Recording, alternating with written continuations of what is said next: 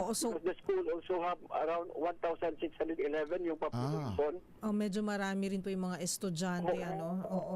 Pero yung mga napuruhan po ba, yung mga wounded, Sir Jimenez, sir, ay random din po. Kumbaga halo-halo, iba't ibang grades, iba-ibang age po sila, o natsyempohan po na isang klase o isang grupo po? Iba-ibang klase, grade 9 at saka grade 10 lang po. Kasi Grade. magkalapit lang yung classrooms. Opo. So sa classroom po na maril yung dalawa? Sa loob po ba o sa labas ng classroom, sir?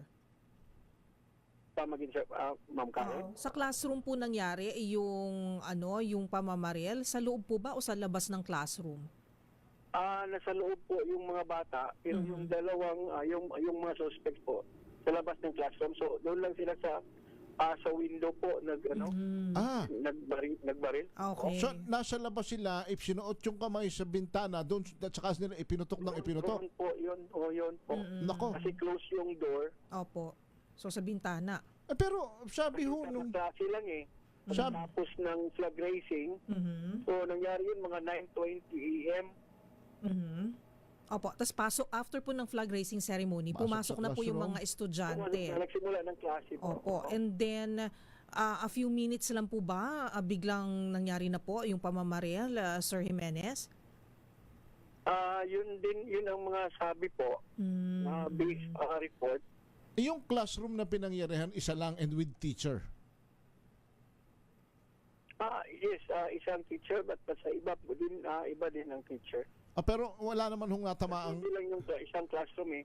naroon Yung mga bata paglabas,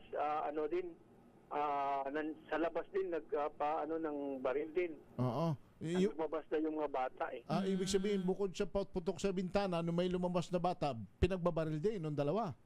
Yes, yung iba na nasa labas din. Nako. Pero Narinig yung putokan at naglabasan na.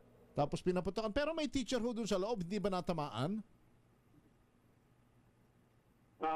Again, sir? May teacher po during that time nagkaklase nung mamaril yung bata sa bintana, may teacher po sa loob.